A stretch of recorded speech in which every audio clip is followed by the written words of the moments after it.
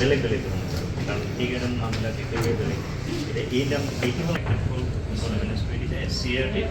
তাৰপিছত কাউন্সিল সেৱা আৰু স্কুলৰ লোকেল স্কুল এতিয়া আমি কিমানজন আছোঁ এতিয়া টোটেল এখেতসকল আছে 25 জন মানে গভৰ্ণমেণ্টৰ অৰ্গেনাইজেশ্যন লগ পাইছিলোঁ কৈ দিলোঁ নহয়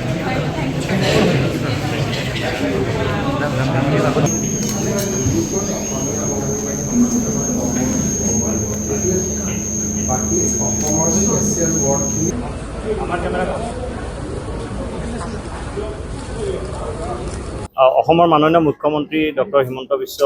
শৰ্মা মহোদয়ে আজি গুৱাহাটী বিশ্ববিদ্যালয়ৰ তথ্য প্ৰযুক্তি বিদ্যা বিভাগ department of information technology visit কৰে আৰু তথ্য প্ৰযুক্তিৰ গৱেষণা তথা শিক্ষাৰ ক্ষেত্ৰত গুৱাহাটী বিশ্ববিদ্যালয়ে কি ধৰণৰ অগ্ৰগতি লাভ কৰিছে আৰু ইয়াত তথ্য প্ৰযুক্তি বিষয়ক গৱেষণা আৰু শিক্ষাৰ ক্ষেত্ৰত গুৱাহাটী বিশ্ববিদ্যালয়ে আৰু অধিক ত্বৰান্বিত পদক্ষেপ কেনেকৈ ল'ব পাৰে সেই বিষয়ে তেখেতে আপডেট লয় আৰু আমাৰ ইনফৰমেশ্যন টেকনলজি ডিপাৰ্টমেণ্টে মুখ্যমন্ত্ৰী মহোদয়ৰ ভিজনক আগত ৰাখি পেলাই আৰ্টিফিচিয়েল ইণ্টেলিজেন্স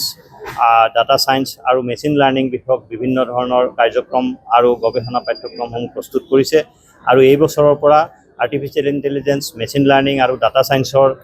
দুটা আণ্ডাৰ গ্ৰেজুৱেট প্ৰগ্ৰেম আৰু এটা postgraduate programme BTech with honours in artificial intelligence and machine learning BTech with honours in data science আৰু MTech in artificial intelligence and machine learning আমি আৰম্ভ কৰিব লৈছোঁ আৰু তেখেতে আজি আনুষ্ঠানিকভাৱে সেই পাঠ্যক্ৰমকেইটাৰ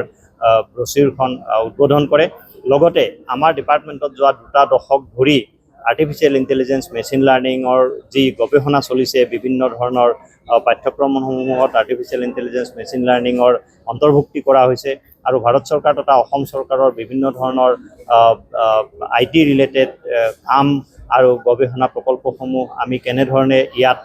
ইমপ্লিমেণ্ট কৰিছোঁ সেই বিষয়ে তেখেতে আভাস লয় আৰু আমাক উপদেশ দিয়ে যাতে আমাৰ ছাত্ৰ ছাত্ৰীসকল লোকেল ছাত্ৰ ছাত্ৰীসকলক আৰ্টিফিচিয়েল ইণ্টেলিজেন্স মেচিন লাৰ্ণিং আৰু ইনফৰমেশ্যন টেকনলজিৰ ইমাৰ্জিং ট্ৰেণ্ডসমূহত আমি যাতে শিক্ষা আৰু গৱেষণাৰ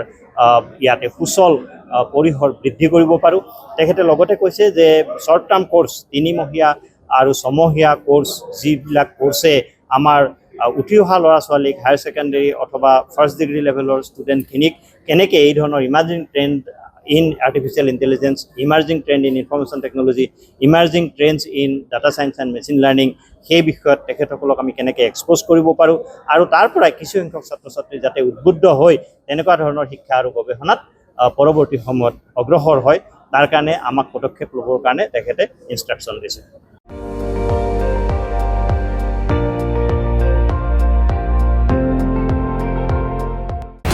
আপুনি চাই আছে ND24